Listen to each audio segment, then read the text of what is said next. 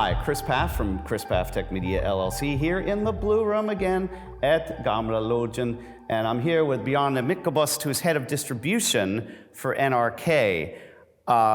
Huge title, huge responsibility, and a company with a massive footprint. Yeah. But I think that what's interesting about what you're doing today in 2023 is really bringing together all of these disparate pieces that you have into one and looking at this. And of course, Tanya was sitting in this chair a couple hours ago, and you know we talked about what she's doing. Where do you see things going from where you sit? Well, from a distribution point, a lot of things are happening now these days. As we see, our audience are moving online OTT with our services there. Very popular. I think that almost over 50% of all consumed NRK content is consumed now online, basically. So the big thing is to try to move our resources from the more traditional broadcast side over to the more new OTT online side. Because as a traditional broadcaster, everyone knows that traditional broadcasting technology and distribution is very costly. And it has its restraints, basically.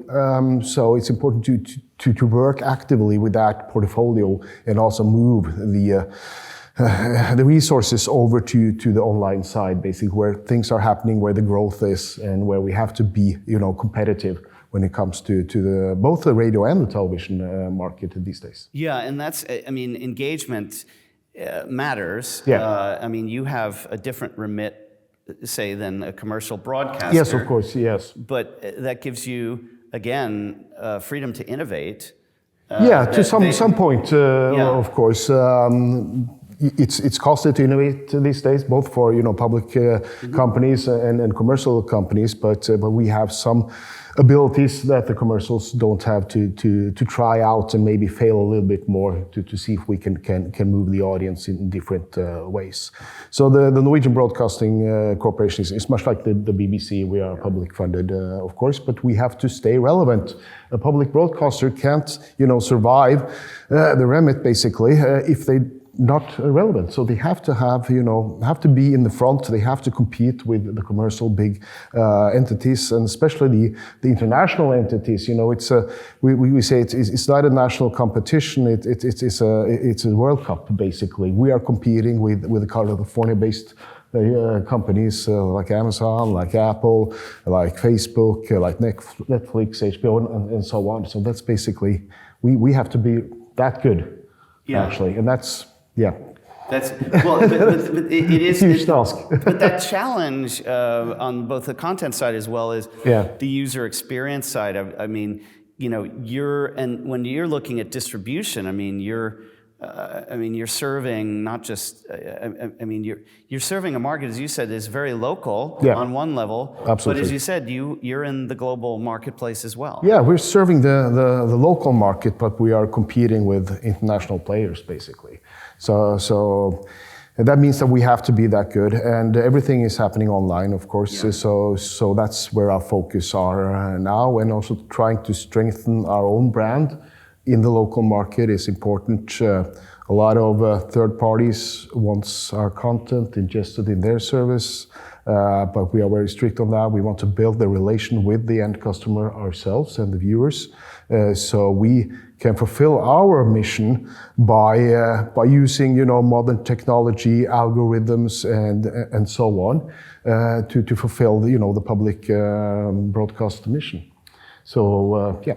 Yeah, and what are some of the new things that have come out of NRK in the last few years and during this pandemic and post-pandemic period that you think both serve the mission but also speak to this inherent innovation that we keep seeing in the Norwegian media technology space? Yeah, well, I think Tanya touched into it a little bit. We are developing and evolving our player and our product basically online to include different kind of login functions and also recommendations on a personal basis, and different functionalities that you see other companies also have. We have also kind of innovated and also put into our product so it stays competitive.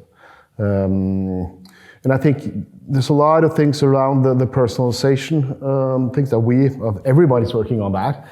We have to do it a little bit different because our mission is not just to get a whole lot of eyeballs on our content, but to actually fulfill the mission basically. So we have to have algorithms and we have to have recommendation that kind of mixes the entertaining stuff with the important stuff, basically. And to do that, we need to have a strong brand. We have to have basically have the customers going to our product to get those data, to be able to do that programming.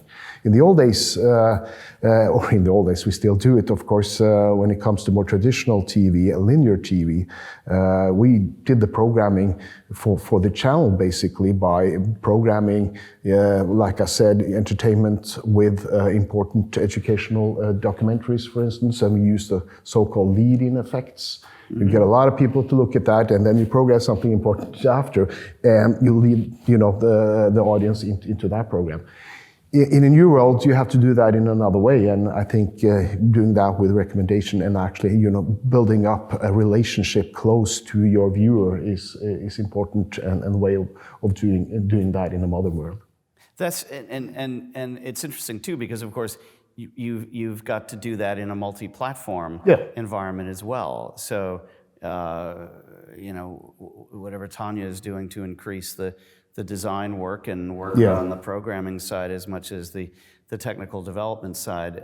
I find that fascinating because I don't usually see that kind of simultaneous engagement, but it makes a lot of sense. And some of our biggest possibilities lies in that we do radio, we do television, we do online radio, we do podcasts and streaming services, we do news, online news, and so on, and trying to move the users from one platform to another. It's a lot of possibilities there to gain more engaging public by trying to get them to move to different platforms. Listen to this radio program, and when you come home, you can see, a documentary about the same thing, or the other way around. Mm-hmm.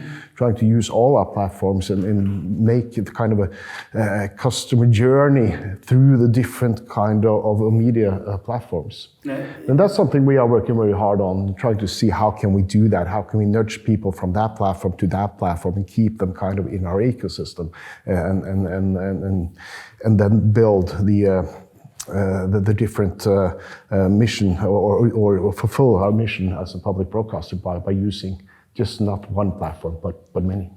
And in this period, again, I'm talking in the last couple of years, have you seen those numbers increase? Yes, absolutely. We see when we work very specifically with it, so we see it works, and we can see an increasing that people are not using just one NRK platform or service, but using multiple services, for instance, during a day. We track that, and we see when we actually think multimedia and think multi-platform and actually do some different activities to get them to jump from between the platform, it actually works, and it actually increases our basic reach in the market. That's great. Well, this has been fascinating, and I want to congratulate you on what you're doing, because it really it's I think a real benchmark for not just for public broadcasting, but also the industry in general. And I look forward to hearing what you are going to do in the next year. And now, have you been to Northern Waves before? Yes, I've been here before. Also been speaking here earlier year, and it's a great. Would you say this is your fourth time? Oh, yeah, probably third or fourth. Is it your fifth time? No, it's probably more a fourth. Okay, because you get a red jacket when you hit 5. Oh, I do. Yeah. Oh, looking forward to that one. You didn't know that? No, I didn't Actually, know that. it's pink. That's their logo. Well, that's good. So you get a pink jacket. Yeah. Okay. So maybe next year we can get to that. Maybe next year we'll have a talk then. Well, this has been fascinating. Great time talking with Bjarne Myklebust, Head of Distribution for NRK. Thank you. Thanks.